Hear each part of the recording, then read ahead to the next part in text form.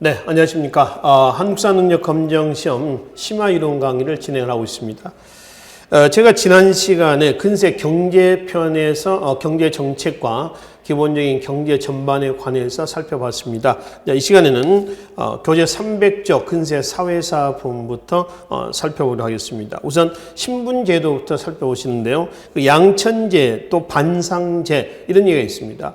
15세기의 신분제도를 양천제라고 그러고요. 16세기 이후는 반상제라고 합니다. 근데 이 신분제도는 신분제도 하나만 가지고 볼 건 아니고요. 오늘 교재 309페이지로 바로 넘어가시면은 맨 위에 향촌사회 조직과 운영이라고 하는 부분이 있습니다. 이거 같이 보겠습니다. 그러니까 신분제도하고 그 다음에 향촌구조는 같이 묶어서 살펴보자라고 하는 겁니다. 자, 이를 한번 봅시다. 신분제도에서 15세기죠. 15세기 신분제도를 크게 양인과 천인으로 나뉜다. 그래서 뭐라고 그래요? 양천제. 이게 16세기 이후에요. 7세기 때가 되겠습니다. 이유는 반상체로 바뀝니다. 요게 흐름을 좀 보면은 뒤에 이제 저 뒤에입니다. 18세기 이후에 가면은 신분제도가 어떻게 돼요? 동요가 됩니다. 양반 숫자가 늘어나고요. 나머지 숫자가 줄어드는 이런 형상이 나와요. 이게 전체 신분제도의 전체적인 변천 과정이라고 보시면 됩니다. 근데 이거하고 같이 볼 것이 뭐가 있냐면은 바로 향촌 조직이에요. 향촌 구조입니다. 향촌이라고 하면 향과 촌은 아니죠. 향은 지방관이 파견된 단위까지 단위를 향이라 하고, 촌은 지방관이 파견되지 않는 단위를 뭐라고 그래요? 촌라고 얘기를 합니다. 아시죠? 그러니까 지방관이 파견되는 단위라고 했을 때 향은 도, 부, 목, 군, 현까지를 향이라고요. 촌, 예하는 뭐가 되는 거죠? 면리통. 면통. 그러니까 면리통은 촌이 되는 겁니다. 지방관이 파견되지 않는 것이죠. 촌에는 우리가 앞에 지방제도에서 말씀드렸었죠. 반촌과 민촌이 있다. 반촌은 양반들의 촌락이고요. 민촌은 일반 평민들의 마을이에요. 실제로는 민촌과 반촌의 구분은 없었어요. 그러니까 한 마을에서 양반, 상민들 같이 모여 살았다. 그런 지역이 이제 현재까지 남아 있고요. 그래서 충분히 보존성이라든가 또는 가치성이라든가 진정성을 갖고 있는 곳이 있어서 유네스코 세계문화유산에 등재가 된 곳이 있지 않냐. 이게 어디냐? 안동 하회마을과 경주 양동마을이었다. 그러니까 여기는 이제 초가집도 있고 기와집도 있거든요. 사람 진짜 살고 있고 현재. 그러니까 인위적으로 만들어 놓은 촌락은 아니었어요. 옛날부터 이렇게 살아오고 있었던 지역이었다라고 하는 것이죠. 근데 이 향촌 구조가 15세기 때는 309조로 넘어가면은 촌락 공동체라고 그랬어요. 이 촌락 공동체가 몇 세기죠? 6세기, 7세기 이때 가면은 친족 공동체로 바뀌거든요. 친족 공동 바뀝니다. 요게 말이죠. 마찬가지입니다. 18세기 이후에 가면은 동요가 됩니다. 기존에 기득권을 갖고 있는 양반들의 지위가 약화가 되면서 휘청거려져요. 그네들 체제 유지를 위해서 여러 가지 조직들을 만들고, 그렇죠? 족보도 만들고, 그래서 이제 유지해 나가려고 했었던 거죠. 그 향촌구조의 흐름도 이렇습니다. 근데 근본적으로 신분제도의 변천하고요, 이 향촌구조의 변천은 뭐하고 또 밀접한 관련을 가지고 있냐면 당시 정치 구조와 밀접한 관련을 가지고 있습니다. 15세기 사회를 주도했던 세력이 누구예요? 훈구파, 중구파.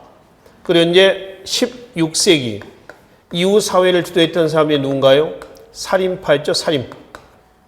그리고 이제 붕당 정치가 전개가 되면서 18세기 이후에 가면은 붕당 정치, 살인과 살인 간의 정치였죠. 이게 어떻게 돼요? 격화가 됩니다. 그렇죠? 이 격화가 된 것을 극복하기 위한 치료약도 나오잖아요. 그걸 우리는 뭐라고 그래요? 탕평책이라고 그래요. 숙종, 영조, 정조 때 잘 됐나요? 잘 안 됐습니다. 그래서 결국 이것이 나중에 19세기 뭘로 가나요? 세도 정치로 가는 거죠. 이제 특정 붕당이 아니라 특정 외척들이 정치를 좌지우지하는 이런 형태의 정치 모습이었어요. 자, 이게 왜 여기서 신분제도에서 왜 필요하느냐라고 하는 겁니다. 자, 봅시다. 우리가 정치판에서 이미 우리가 살펴봤습니다만은 여기서 이쪽으로 넘어가는 과정에서 반드시 이야기를 해야 될 부분이 뭐였느냐 하면은 바로 사림의 지위가 향상이 돼서 권력이 바뀌었다. 사림의 지위 향상의 요소가 뭐가 있느냐라고 했을 때 우리가 여러 가지가 있었어요. 뭐 예를 들어서 이런 것들 뭔가요? 자, 정리합시다. 서원, 향약, 유향소, 예학, 보학, 향음주례, 향사례, 향안, 청금록 이런 것도 있었죠. 기억나시죠? 그래서 이런 것들이 전부 다 사림의 지위 향상 요소다. 그럼 사림의 지위 향상은 16세기 사림을 넘어오는 과정에서 반드시 얘기해야 될 부분이 정치 면에서 뭐 있었어요? 4대 사화였죠. 4번에 걸친 사화였단 말이에요. 무오, 갑자, 기묘, 을사 사화입니다. 그러면 4번에 걸친 사화를 통해서 피해는 누가 많이 받느냐? 사림들이 많은 피해를 봤어요. 사림들이 어디서? 중앙에서. 사화는 중앙입니다. 그래서 훈구에게 깨진 거죠. 그래서 어디로 왔어요? 고향으로 내려옵니다. 내려왔더니 뭐가 있었어 거기에? 서원, 향약 등이 있었죠. 여기에서 사림들이 다시 재기를 한 거죠. 재충전한 거예요. 그래서 중앙으로 진출해서 누구 때 권력을 잡았죠? 선조 때 권력을 잡았습니다. 그래서 이제 얘네들이 16세기 이후에 전국을 주도해 나가다가 결국 일당 전제화되면서 폐단이 나오고 그 폐단을 시정하기 위한 치료학도 나왔지만은 잘 되진 않았고 그것이 결국은 19세기 세도 정치로 가고 이 이후의 세도 정치 상황은 흥선대원군이 등장해서 극복해 나가는 이런 과정으로 넘어갔었어요. 기억나시죠? 이런 흐름이에요. 그럼 4번에 걸친 사화를 통해서 사림들이 향촌 내려와 가지고 어디다 이걸 통해서 다시 재충전했다. 그래서 그네들의 지위가 향상이 됨으로 인해서 16세기 이후에 지네들이 정권을 장악하는 그런 계기가 됐다라고 하는 겁니다. 자, 이게 신분제도에서 그대로 적용이 됩니다. 15세기 신분제도를 크게 뭐라고 했죠? 양인 아니면 천인, 16세기는 양반 아니면 상민 이런 의미예요. 양천지하에서의 신분구조 모형을 한번 그려보면은 이런 모형입니다. 그게 양인과 천인으로 나뉜다라고 하는 거죠.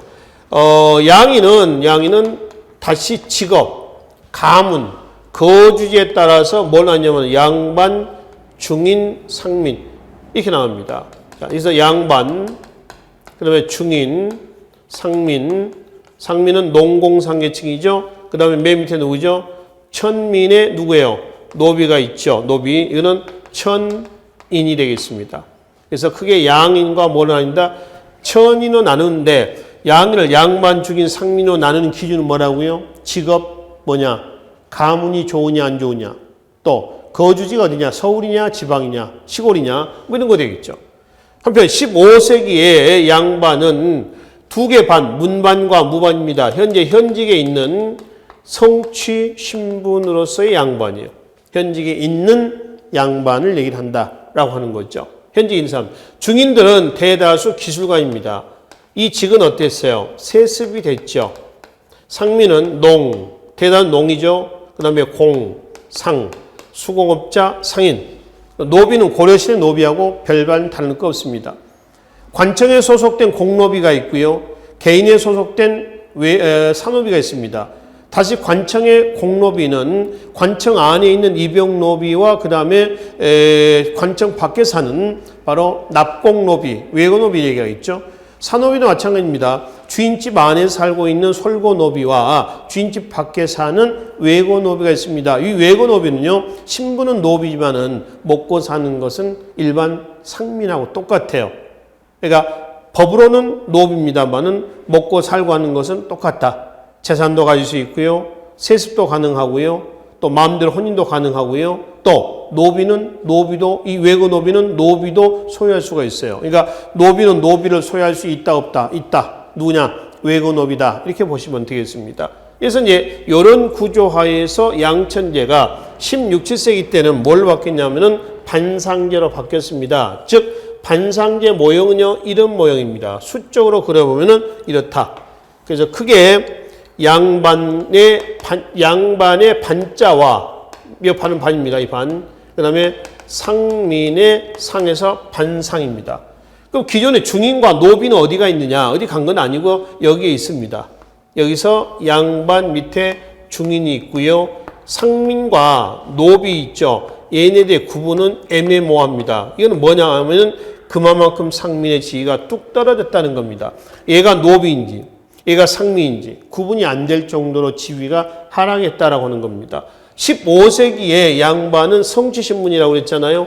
16, 17세기 살인 양반들 얘네들은 성취신문이 아니라 세습신문이에요. 이때는 내가 현직에 있어야지 양반이라고 하는 소리를 듣던 시절이고요. 여기는 내가 양반이 아니어도 관직에 있지 않아도 아버지나 할아버지가 관직에 있었으면 나는 뭐가 된다? 양반이 된다는 겁니다. 그게 세습이 된다는 거예요. 그럼 내 아버지나 할아버지가 관직 생활을 했는지 안 했는지 근거, 증명 자료가 필요할 거 아니에요. 그래서 그 근거 증명 자료를 위해서 족보를 편찬하는 보학이 유행합니다. 그러니까 왜 이때 보학이 유행했는가라고 하는 거죠. 아까 말씀드렸죠. 살인의 지위 향상 요인에 보면은 상장제례 관련된 예학과 그다음에 족보를 편찬해서 암기하는 보학이 유행했다. 예학, 보학 등은 다 당연히 당시 얘네들 살인의 지위 향상의 요인이었다라고 하는 겁니다. 신분 증명용이 되는 것이죠. 특히 조선후기 때 가면 이제 족보를 위조하기도 하고요, 족보를 매매하기도 하고, 족보를 여러 가지 이제 팔고 사는 그런 수단으로까지 전용이 되고 있었습니다. 이는 이 시기 때 양반의 어떤 개념에서 이해를 해볼 수가 있죠. 중인은 여전히 대다수는 뭐예요? 기술관입니다. 즉 그대로 세습이 됩니다. 근데 기술직에 대한 얘기를 잠깐 해봅시다. 15세기 양반들은 기술학을 어때요? 기술학을 겸습을 합니다. 같이 해요. 누구랑 같이 한다? 얘네들이랑 같이 합니다.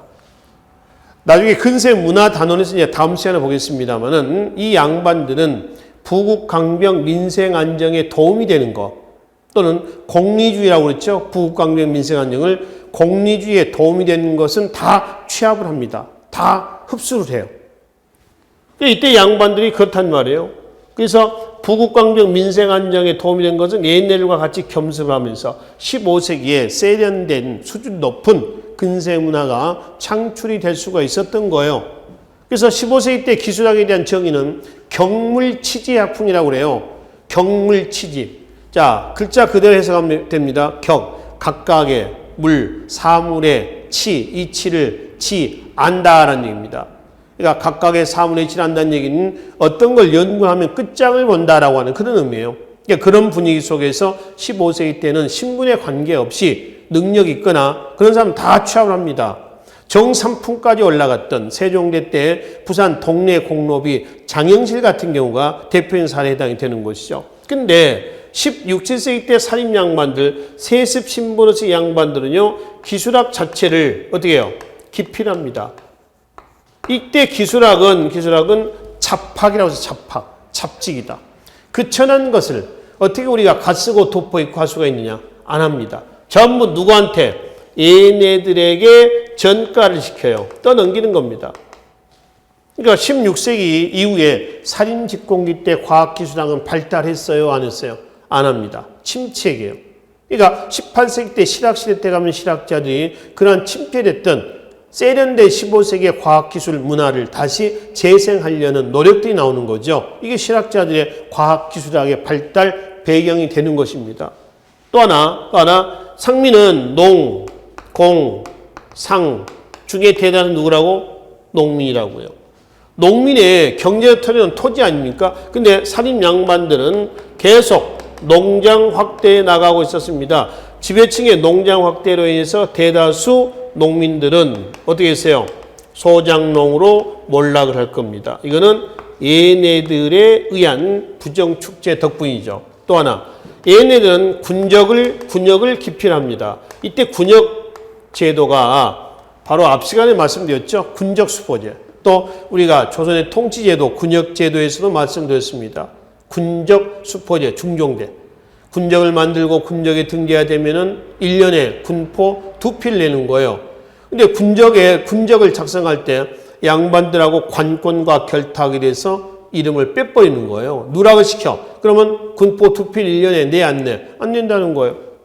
그래서 그 군적 수포제에서 군역을 기피하니까 누가? 얘네들이 전부 다 덤태기 쓰는 겁니다. 군역 가중 그렇죠. 그래서 군적 수포제 실시 결과 반상 간의 신분 구분이 됐고 반상, 이 반상입니다. 군대 가면은 상민, 안 가면 뭐 양반 이런 이분법적인 그런 기준이 생기는 거죠. 그래서 A와 B가 길거리 가다가 A가 B한테 물었습니다. 너 양반이냐 아니냐 이렇게 묻는 게 아니라 너 군대 가냐 안 가냐 이렇게 묻는 거죠. 그럼 B가 나 군대 가 그럼 너 상민이구나. 나 군대 안 가 그러면 너 양반이구나. 이런 개념이 일상화돼 버리는 거예요. 이게 군적 수포시 결과입니다. 결국 양반이 군적에서 누락된 것까지는 좋아요. 좋습니다만은 누락된 것만큼 이제 누가 또 그 군포 두피를 덤태기 쓰냐는 얘기예요. 상민입니다. 그래서 상민의 군역이 가중이 됐다라고 하는 거죠. 인징, 족징, 황구첨정, 백골징포는 다 군역제도의 폐단에서 나오는 용어들이었던 것이죠. 또 하나, 얘네들은 전부 관직들을 독점을 합니다. 관직을 독점을 하죠. 여러분들 과거에서 말이죠. 과거 응시 자격은 누구예요? 양인 이상이거든요. 양인은 누구까지냐면은 상민까지예요. 그래서 양천지 할 때 양인은 양반 중에 상민 아닙니까? 그렇죠? 그럼 여기까지가 과거 응시 자격이에요. 근데 지배층의 관직 독점으로 인해서 얘네를 출세할 수가 있어 없어? 출세할 수 있어 없다 이거죠. 출세에 불과합니다. 기타 등등등등등등 이거는 대표적인 사례일 뿐이고요. 얘네들의 처지가 굉장히 안 좋았습니다. 해서 얘네들이 천민인지 노비인지 얘가 노비인지 구분이 안 간다는 거예요. 중인들은 기술관으로서 소수의 전문직 기술관이 되는 거죠. 그래서 16세기 이후의 신문제도는 크게 살인양만의 반 그리고 상민, 그래서 반상제, 이원적인 이런 체제로 구성이 됐습니다. 그러면 양천제가 왜 반상제로 바뀌었습니까? 라고 하면은 이 얘기입니다. 앞에 내용을 생략하겠습니다. 이러이러해서 살인들의 지위가 어디에서? 바로 신분구조, 사회제도에서 살인들이 두드러지게 됐다. 그래서 15세기에 양천제가 16, 7세기 때 뭘 바뀌었다? 반상제로 바뀌었다. 이렇게 얘기한단 말이에요. 이해되시죠? 이 부분하고요. 이 부분하고 이제 18세기 이후에 가면은 어때요? 깨집니다. 이거는 나중에 이제 조선 후기 때 가서 다시 보겠습니다만 왜 붕당 정치가 격화가 됐느냐라고 하면은 간단하게 얘기하면은 조선 후기 정치, 경제, 사회 구조의 개편의 결과, 변동의 결과 살인의 지위가 어떻게 된 거예요? 약화가 된 겁니다. 살인의 지위가 꺾이면서 신분제도도 그네를 중심의 체제가 휘청거리고 또 향총 구조도 휘청거리고 이렇게 되는 거죠. 똑같이 가는 겁니다. 그럼 다시 향총 구조로 갑시다. 15세기 촌락 공동체, 촌락이라고 하는 건 모여 사는 겁니다. 왜 모여 살았냐라고 하는 거죠. 농경 문화와 밀접한 관련을 가지고 있어요. 농경 문화 속에서 가장 중요시했던 것이 뭐죠? 노동력입니다. 노동력을 중시하였다라고 하는 겁니다. 그럼 노동력을 중시했었던 이유, 근거는 개라든가 두레라든가 또는 향도라든가 이런 것도 있어요. 향도는 매향을 하는 무리를 향도라고 그랬죠. 신라 김유신 화랑도에서부터 출발한다고 그랬습니다. 그래서 전통적인 촌락 공동체에서 농경 문화 속에서 이를 중심으로 해가지고 꾸려나가고 있었는데 16세기 이후에 가면은 촌락 공동체가 뭘 바뀌어서 친족 공동체로 바뀌면서 왜? 역시 살인의 지위가 향상이 되면서 정치권부터 시골 총구석까지 얘네들의 지위가 향상이 되면서 촌락 구조도 촌락 공동체에서 뭘로? 친족 공동체로 바뀌었다는 겁니다. 그리고 살인들은 아시다시피 성리학이 아니면 다 이단음사로 규정합니다. 그러니까 여기 나와 있는 개, 두레, 향도 있죠. 이런 것들은 다 이단음사다. 이단음사로 보고요. 전부 다 뭘로 대체했냐 그러면은 향약으로 대체를 했습니다. 향약. 향촌, 교화, 규약을 향약이라고 그랬죠. 우리나라 향약은 지역 단위 향약이라고 했습니다. 각 지역마다 향약의 덕목은 달랐죠. 그래서 달랐지만 향약의 공통된 덕목은 4대 덕목이었어요. 덕업상권, 과실상교, 예속상교, 환난상율이었습니다. 그중에 가장 중요했던 것은 뭐라고 했어요? 환난상율이에요. 어려울 때 서로 돕자라고 하는 겁니다. 그러니까 향약의 그 덕목을 보면은 굳이 15세기 때 개라든가 둘의 향도 있죠. 이것 없어도 충분히 향약으로 대체 가능한 품목이 되는 거죠. 그렇죠? 그래서 왜 15세기에 촌락 공동체가 16세기 이후에 친족 공동체로 바뀌었습니까? 라고 하면은 시골 총구석에서도 누구의 얘네의 지가 그만큼 컸다. 라고 얘기할 수가 있습니다. 마찬가지 이런 기존의 사립 양반 중심의 체제가 18세기 이후에 가면 휘청거리게 됐는데 그 이유는 뭐냐? 똑같습니다. 조선국의 정치, 경제, 사회 변동 속에서 그네들의 지위가 약화가 된 겁니다. 그래서 약화가 되면서 기득권을 갖고 있는 그 사립 양반을 구양이라 하고 조선일 때 경제 구조 변동으로 인해서 부를 축적했던 경영형 분홍이나 또 부상들, 얘네들이 신향으로 등장합니다. 향촌에서 새로운 세력으로 등장합니다. 이 신향 세력이 관권과 결탁이 돼요. 관권이라면 누구예요? 수령이라든가 향리죠. 결탁해서 기존의 구향에게 도전하는 겁니다. 향권에 도전하는 거죠. 그걸 우리는 향권 쟁탈전. 그래서 뭐라고 그래요? 향전이다. 라고 얘기합니다. 향전. 그래서 향전 속에서 결국은 피치층, 일반 농민들의 피해가 나오겠죠. 근데 그 피해는 계속 진행이 됩니다. 이후에. 진행되고 중앙에서는 19세기 세도정치가 삼정문란이 나오죠. 삼정문란, 향전으로 인해서 결국 누구만? 민중들만 피해를 보는 거죠. 위아래로. 그래서 이 민중들이 이제 지배층에 저항합니다. 그것이 소극적인 저항도 있고요. 적극적인 저항의 방법도 있어요. 그 중에 최후의 피치층이 지배층에게 도전할 수 있는 최후의 방법은 뭐냐?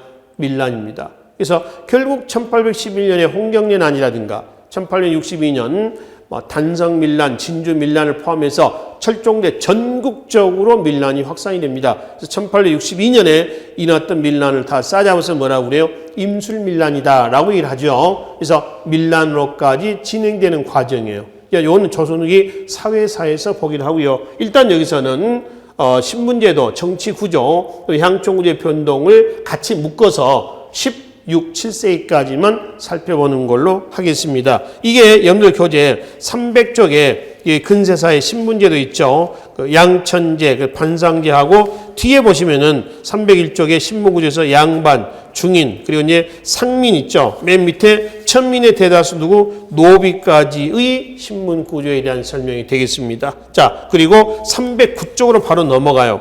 309쪽에 왜 넘어가냐면 아까 서두에서 말씀을 드렸습니다만은 향촌사의 조직과 운영이 있죠. 이 향촌사에 대한 얘기입니다. 요 향촌구조의 변동 내용이에요. 그게 309쪽 내용이에요. 나중에 이렇게 보시고요. 310쪽에 보시면은 유양소하고 경계소 얘기가 나와 있습니다. 기억나시나요? 지방제도에서 유양소니, 경계소니, 영제소니 이런 것들 설명이 됐었습니다. 뭐 경절이, 영절이 제도까지 거기서 같이 설명이 됐었어요. 그 내용들입니다. 그들 한번 읽어보시면 되겠습니다. 자, 그리고 303페이지로 여러분들 넘어오시면 되겠습니다. 사회 정책과 제도를 얘기합니다. 국가 재정의 3대 근간은 전세 공납역이라고 그랬습니다. 그렇죠? 그 전세 공납역의 의무, 부담자는 누구냐라고 하죠. 농민입니다. 그러니까 국가 재정의 인적 기반은 대다수 누구예요? 농민이다. 그럼 그 농민을 위한 경제 정책은 자연히 중농 정책으로 나와야 됩니다. 중농 내지 권농, 그렇죠? 중농 내지 권농. 그리고 중농 정책뿐이 아니라 그 농민을 위한 사회 시책도 마련이 돼야 될 겁니다. 사회 시책. 또 뭐죠? 사회 제도도 있죠. 그 사회 시책, 사회 제도는 결국 뭐 하자는 거예요? 위민죠, 위민. 백성을 위한다는 겁니다. 백성을 근본으로 한다는 거죠. 민본입니다. 백성을 가장 소중하게 한다는 겁니다. 민중치위의 정책입니다. 민을 위하고 민을 근본으로 하고 민을 가장 소중히 한다. 그래서 민의 대다수 누구다? 농민이다. 그 농민에 대한 경제정책은 뭐다? 중농정책이다. 라고 하는 겁니다.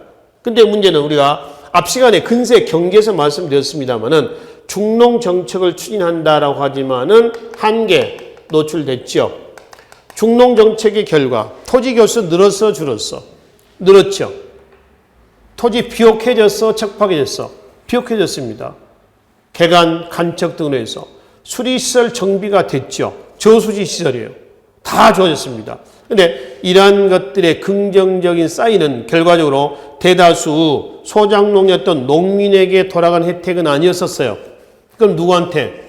양반들한테 돌아간 혜택이었었죠. 그러니까 조선시대 때는 양반 이꼴 지주라는 공식이 형성이 됩니다. 성립이 되는 거죠. 그러니까 결국 부익부 빈익빈 현상만 나왔다. 이럼에도 불구하고 농민들이 생활이 녹록지 않다 보니까 토지에서 이탈이 되고 국가는 그걸 막기 위해서 호패법, 오가작통법 실시하고 구황차려, 구황보급방, 벽곡방 등의 요리책을 만들어서 보급하고 양반들은 향약과 사창을 통해서 농민들을 토지에 묶어놓으려고 했었어요. 자, 그런 것들은 역설적으로 중농정책이 진짜 이 농민을 위한 시책이었다 아니었다? 아니었다는 겁니다. 한편 사회 시책과 제도도 마찬가지예요. 이 사회 시책, 사회제도, 의료시설까지 포함해가지고요. 이런 제도들이 나와서 과연 조선시대 때 아픈 사람이 없었으며 또 다 아프면 다 100% 치료가 됐었으며 국가가 다 무상으로 치료해주고 그렇게 했겠느냐라고 하는 겁니다. 고려시대 때도 이미 우리가 봤습니다만은 사실 이러한 사회시책과 제도는 동민들 10명 중에서 1명 정도만 아마 혜택을 진짜 이랬는지 아닌지는 모르겠습니다만 우리가 통상 우리 학교에서 이렇게 봅니다. 다는 아니었을 걸로 보고요.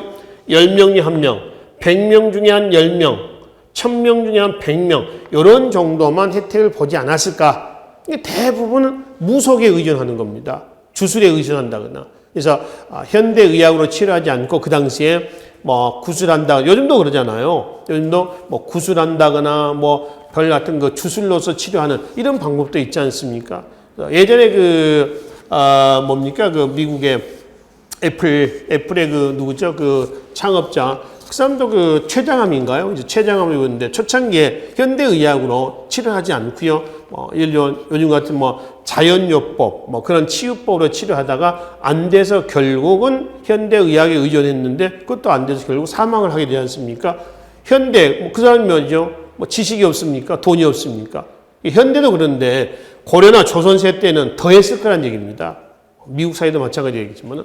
자, 그래서 결국은 이러한 사회시책 제도도 어땠다? 한계 많이 노출되어 있었을 것이다. 라고 하는 겁니다. 그 한계부터 먼저 좀 보고 내용을 우리가 살펴보자라고 하는 겁니다. 자, 교재 304페이지에 중간에 사료 있죠. 굶주린 사람을 구인하는 방법. 바로 위에 사회질의 한계가 있습니다. 보죠. 이러한 각종 사회시설은 농민 생활 안정에 대한 근본적인 대책이 될 수 없었고 토지로부터 이탈을 막기 위한 미봉책에 불과했다.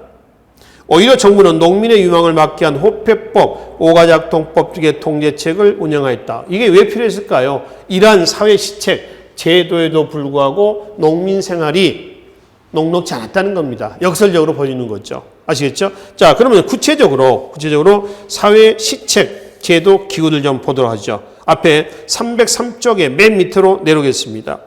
그 사회시설에 보면 환곡이 있고요. 뒷장에 의창, 상평창 등이 있습니다. 이건 환곡은 춘대춘합이에요. 보통. 그러니까 곡식을 대여해준다라고 하는 겁니다. 15세기 때는 의창에서 환곡행을 담당합니다. 의창.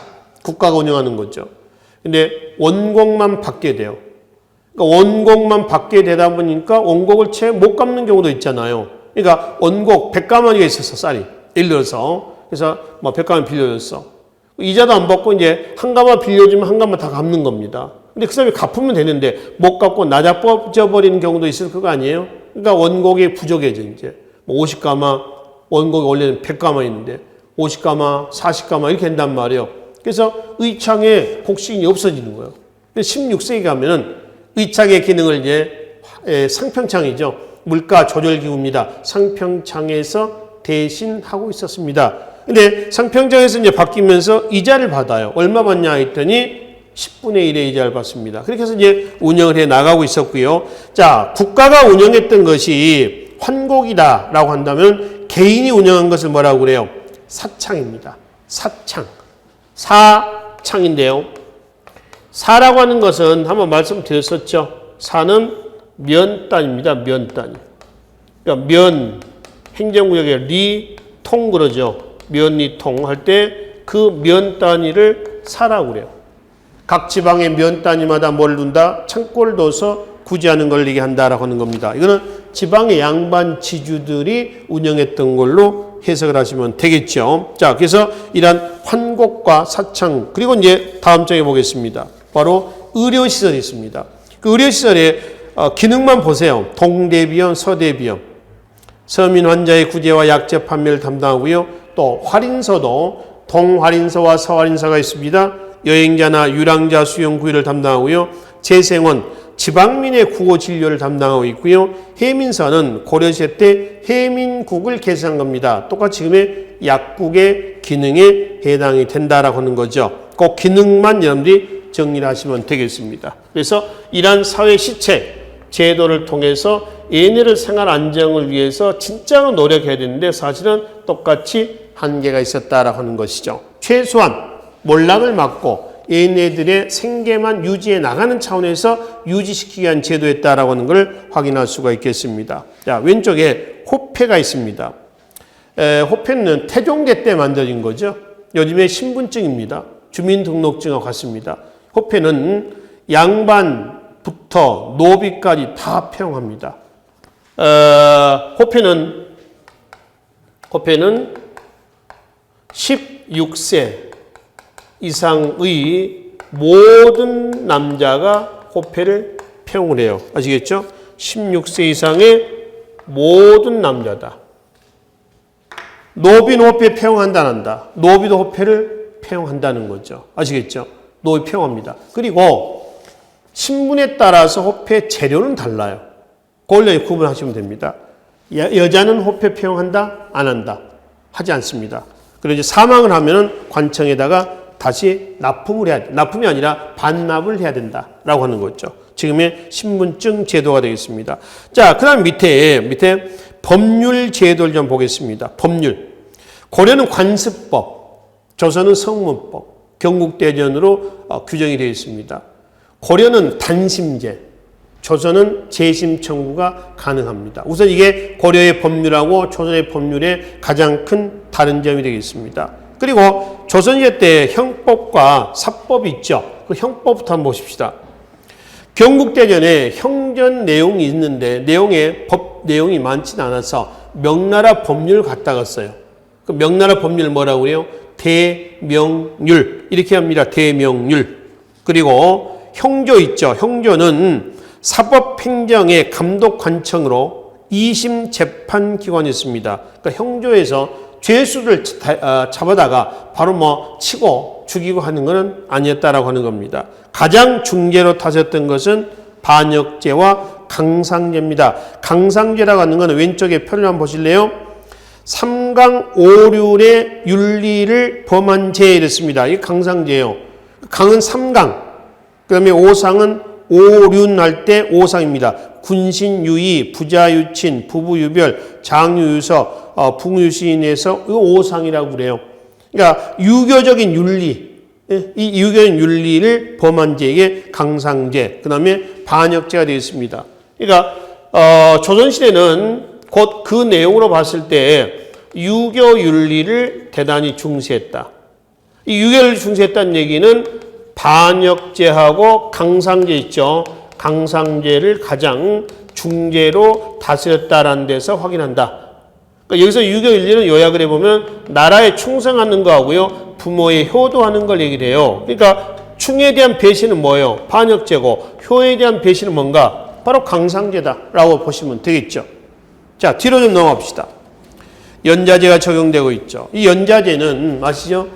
갑오개혁 때 봉건적인 죄다, 어떤 형벌이다 해서 갑오개혁 때 없어집니다. 형벌의 종류는 고려시대하고 똑같습니다. 단, 조선시대 때 들어가지고 사형에서 교형과 차명까지 다 똑같은데 그 표 바로 위에서 다섯째 줄 한번 봐봐요.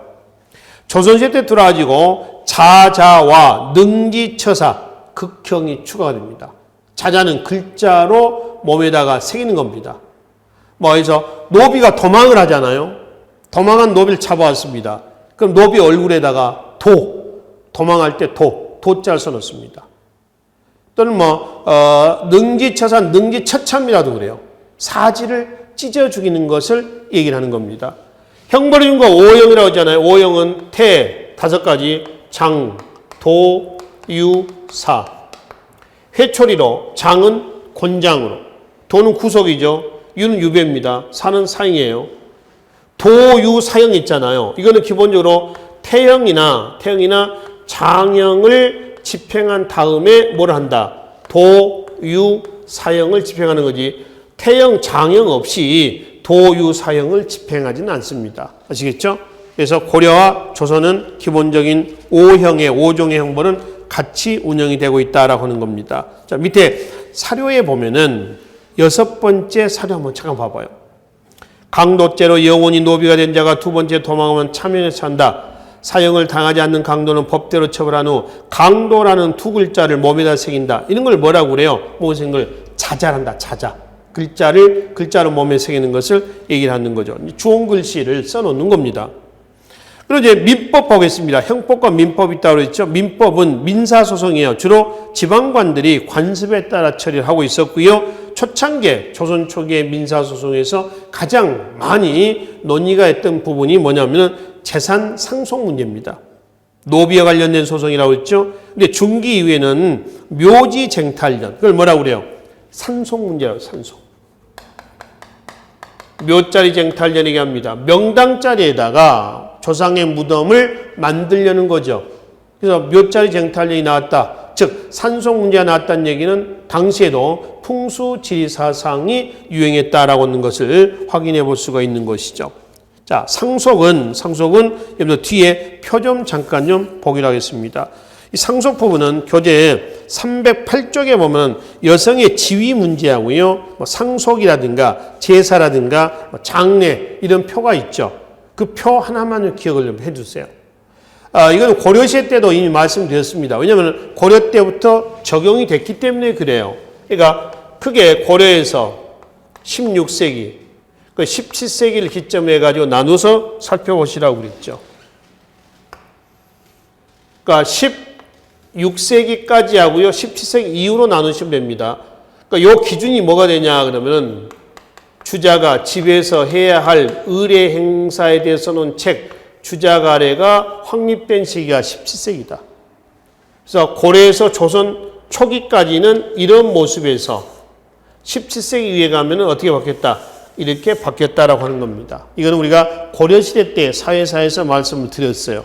그 내용을 참고해서 같이 좀 보시면 되겠습니다. 아셨죠? 자, 그렇게 보시고 다시 앞장으로 넘어오겠습니다. 교재 300쪽으로 넘어가서 맨 위에 사법관청을 좀 보기로 하겠습니다. 중앙에 사법관청들이 있죠.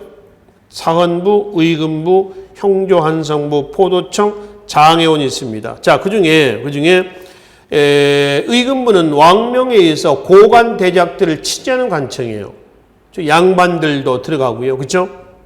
상민들에 대한 일반 평민들 아닙니까? 일반 평민에 대한 취재 관청이 어디예요? 포도청이죠.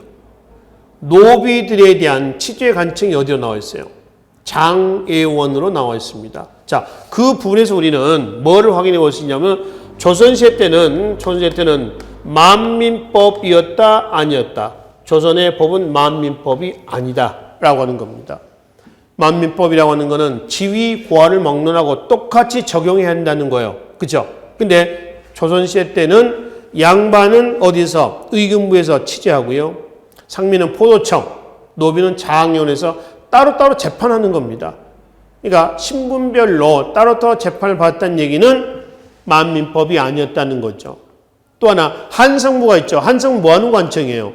지금의 서울특별시입니다. 근데 서울특별시 한성부에서 뭐도 하냐? 서울시 행정뿐만 아니라 사법 기능도 수행합니다. 그래서 조선시대 때의 사법제도의 특징, 행정기관과 사법기관의 구분이 있어 없어? 없다. 그럼 언제 때 행정적, 사법적 기능이 분리가 됐냐라고 하는 겁니다. 갑오개혁 때입니다. 이게 또 갑오개혁은 1차가 있고 2차가 있거든요. 제1차가 아니라 2차 갑오개혁 때예요. 이거 나중에 가보격 때 가서 다시 또 말씀을 드리도록 하겠습니다. 그리고 지방은 지방 장관들, 그러니까 관찰사라든가 수령이 있죠. 얘네들이 관습에 따라서 처벌하고요. 경범죄는 중죄는 상무관청에 전부 다 올려 보냈습니다. 한편 밑에 재판에 불만이 있을 경우에 항소할 수가 있어요. 고려시대 때는 단심제라고 그랬잖아요. 조선은 재심 청구가 가능합니다. 태종대 때 운영했었던 뭐가 있어요? 신문고 제도입니다. 근데 신문고는 연산군대 때 없애버렸죠. 그러다가 이제 영조 때 와서 다시 부활이 됐습니다. 부활됐을 때는 형조에서 관할했던 신문고가 영조 때는 병조에서 관할합니다. 이거는 군사적 기능으로 다시 부활됐다라고 하는 것을 확인해 볼 수가 있죠. 그래서 각 법률의 내용들을 이해를 하시면 되겠습니다. 그러면 예나 지금이나 법률은 뭐하기 위한 목적이에요? 원래는 뭐 민주공화국에서 보면은 국민의 자유와 권리를 보장하자, 이게 이제 법률의 제정 목적이죠. 근데 마지막 줄에 조선시대 법률에 한계가 있습니다. 원래 그런 목적이 돼야 되는데 이때 법률은 국민을 관리하고 통제하기 위한 목적이었다라고 하는 것이죠. 그러니까 무슨 목적이라는 거예요? 결국 지네들 체제 유지의 목적이다라고는 알 수가 있습니다. 자, 삼국시대로 한번 갑시다. 고구려 4세기 소수림왕대 때, 백제 3세기 고이왕대 때, 그다음에 신라 6세기 법흥왕대 때에 율령이 반포가 되죠. 통일신라나 발해, 또 고려 다 율령이 있습니다. 이 율령의 제정 목적은 다 뭐예요? 체제 유지예요. 누구? 지배층의 체제 유지를 목적으로 한 것이지 피치층의 뭐 개인 생명 또 자유 이걸 보장하기 위한 법률은 전혀 아니었다라고 하는 겁니다. 오늘날 뭐 현대사회에서도 대체로 보면은 뭐 똑같이 만민법 하에서 적용이 돼야 되는데 가끔 그러지 않는 경우도 있잖아요. 그렇죠? 뭐 아는 사람이 좀 봐주기도 하고요. 또 내 일적이 뭐 어디 뭐 큰 어떤 뭐죠 뭐 경찰관이라든가 뭐 판사라든가 아니면 검사가 있다 해서 좀 봐주기도 하고 그런 경우도 더러 있습니다. 그렇기 때문에 요즘에 유전, 무죄, 무전, 유죄 이런 얘기도 나오고 그러잖아요. 뭐 똑같은 거죠, 이거나. 그래서 원래는 이런 목적이 되는데 결론은 지네들 체제, 지배층 체제 유지란 목적이었다라고 이제 보시면 되겠습니다. 자, 그리고 이제 뒤로 넘어가시면은 가족 제도와 혼인, 가족 제도 표현과 혼인에 대한 얘기했습니다. 요거는 308쪽에 그 표 있죠, 아까 그 표 내용을 중심으로 해서 살펴보시면 됩니다. 그 중에 이것과 관련해서 몇 개만 좀 보기로 하겠습니다. 308쪽입니다. 혼인 형태에서 남귀 여가혼입니다. 이거는 혼인을 하면은 남자가 여자 집에 가서 사는 거죠. 그래서 남귀 여가혼을 뭐라고 그래요? 장가를 장인 집으로 가는 겁니다. 근데 17세기 이후에는 뭐라고 했어요? 친영이라고 해서 친영. 친영은 혼인하면 여자가 남자 집으로 바로 가서 사는 겁니다. 그 이걸 뭐라고 하죠? 시집 간다고 그러죠. 시댁 집으로 간다. 시집이다. 라고 하는 거죠. 또 하나 여성의 지위가 16세기까지는 남녀 평등해요. 가정 내에서. 근데 17세기 이후는 어땠어요? 남존 여비로 바뀝니다. 그러니까 그 이전에 고려에서 16세기까지는 여자가 호주가 될 수가 있고요. 여자도 부모의 제사를 받을 수가 있고요. 또 여자도 똑같이 재산 상속도 받았는데 17세기 이후에는 확 뒤집어지고 있습니다. 180도 바뀌고 있잖아요. 그다음 마지막에 보면은 장례 풍습도 그래요. 화장과 매장하는데 뭐가 주로 불교의 영향을 받았던 화장 위주로 갑니다. 근데 17세기 이후에는 매장, 화장, 낫이 나옵니다만은 화장보다는 뭐죠? 매장 위주로 갑니다. 신체 발부는 수지 부모라고 그랬어요. 그러니까 죽은 시신에도 함부로 훼손해서는 안 된다라고 하는 겁니다. 그러니까 아무 때나 그러면 시신을 매장하냐? 아니다. 그래서 명당자리에다가 시신을 매장하기 위해서 어떤 문제가 나왔다? 민사소송에서 16세기 이후에 가장 많이 나왔던 것이 바로 산속 문제였다는 겁니다. 산속 문제가 나왔다는 얘기는 곧 풍수 지리 사상이 또 유행하였다. 이렇게 이제 보시면 되겠죠. 그렇죠? 그럼 밑에 인구 변동은 참고해서 보시면 되겠습니다. 그래서 시간에 근세 사회사 파트에서 신분제도 하고 향촌구조의 변동과 사회 시책, 법률, 그 이제 고려시대 때 말씀드렸었던 뭐 여성의 지위 문제라든가 혼인 관계 이 내용들이 주된 내용들이 되어 있습니다. 그리고 아까 말씀드렸던 이 신분제도 변동하고요. 그 다음에 향촌구조의 변동은 일단 여기서는 여기까지만. 그러니까 16, 17세기까지만 정리한 걸로 하고요. 요 부분은 나중에 조선 후기 때 신문지에 동요 있죠. 이 부분에서 이 내용 연장해 가지고 따로 보기로 하겠습니다. 그래서 이것 따로 보지 마시고 나중에 이 대목에서 조선 후기 사회사 부분에서 말씀을 제가 따로 하겠습니다만 그러면은 이거 근세 사회 때 이 내용이었구나라고 이해를 좀 하시면 된다는 얘기입니다. 아셨죠? 그래서 근세 사회사까지 마무리를 하고요. 다음 시간에 근세 문화사에서 뵙도록 하겠습니다. 수고하셨습니다.